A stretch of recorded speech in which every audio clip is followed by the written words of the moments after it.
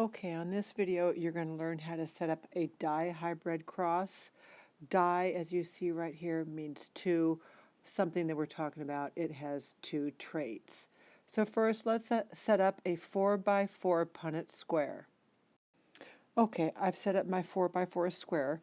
So I'm taking two traits, as you can see here, represented by the A's and the B's. It doesn't matter what the traits are right now, we're just going to learn how to set up a Punnett square. So in this case, I have two uppercase A's, and that would be a homozygous dominant. I have an uppercase B and lowercase b, that would be heterozygous. We're going to cross that with a heterozygous and a homozygous recessive. So let's go ahead and set that up. Okay, here we go. I've got my Punnett square. It's a 4x4 Punnett square. So let's take a look at the possibilities. I could have a big A and a little b, or I could have a big A and a big B.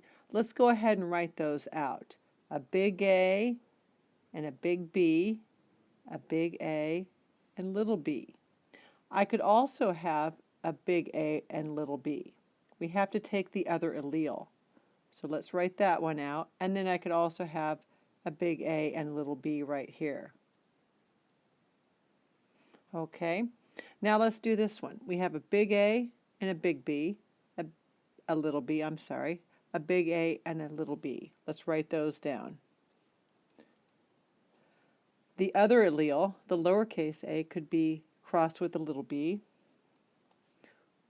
and again here. So those are all our possibilities.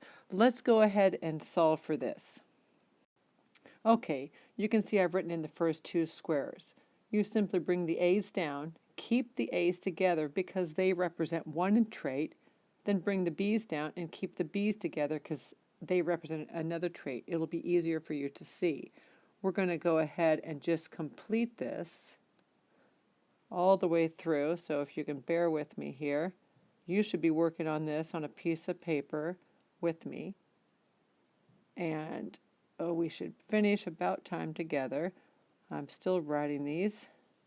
So here's an uppercase, a lower, upper, lower. Okay, we're finishing up here.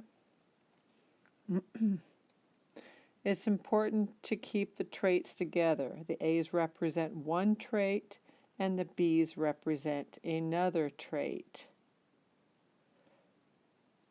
And I've got one left to do, and then we're going to talk about these traits. So if you look right here, I would be heterozygous for that particular trait, and then I would be homozygous recessive here. Up at this corner over here, I would be homozygous dominant and homozygous recessive. So from here you can look at your possibilities of your genotypes and your possibilities of your phenotypes, remembering that an A, or an uppercase letter, an A in this case, is your dominant trait, and the lowercase letter represents a recessive trait. Okay, I will put a problem on the next page. Okay, here we go. We have P's with a round shape and its dominant to wrinkled shape. So my dominant allele will be an uppercase R for dominant, and my recessive allele is going to be a lowercase r. Over here, yellow seed color is dominant to green seed. So since the yellow is a dominant, we are going to use an uppercase letter, and here we will use an uppercase Y to represent dominant and a lowercase y to represent the green recessive color. Now suppose we have a homozygous round and green seed that is crossed with a heterozygous round and a heterozygous yellow seed. Let's set that up. Let's set up the alleles first. Okay, so here we have a pea plant that is homozygous round, which round is dominant, so it gets the uppercase alleles, and green seed color. Since green is recessive, it's going to be homozygous recessive, so it gets a 2 lowercase. That is crossed with a heterozygous round and a heterozygous yellow. Let's go ahead and set up our 4x4 Punnett square and solve for this. Okay, so again, looking at this first set here of the dihybrids, we have 2 uppercase R's and 2 lowercase W's. What are our possibilities? Well, the first allele right here could be crossed with a lowercase y, this first lowercase y, or it could be crossed with the other lowercase y. The second allele, I just circled it here, the second R can also be crossed with a lowercase y, and there's 2 lowercase y's, so we're going to set it up just like that. Now let's go ahead and go down with the other set and put them down here. We have an uppercase R and we have an uppercase Y. We have an uppercase R and a lowercase y.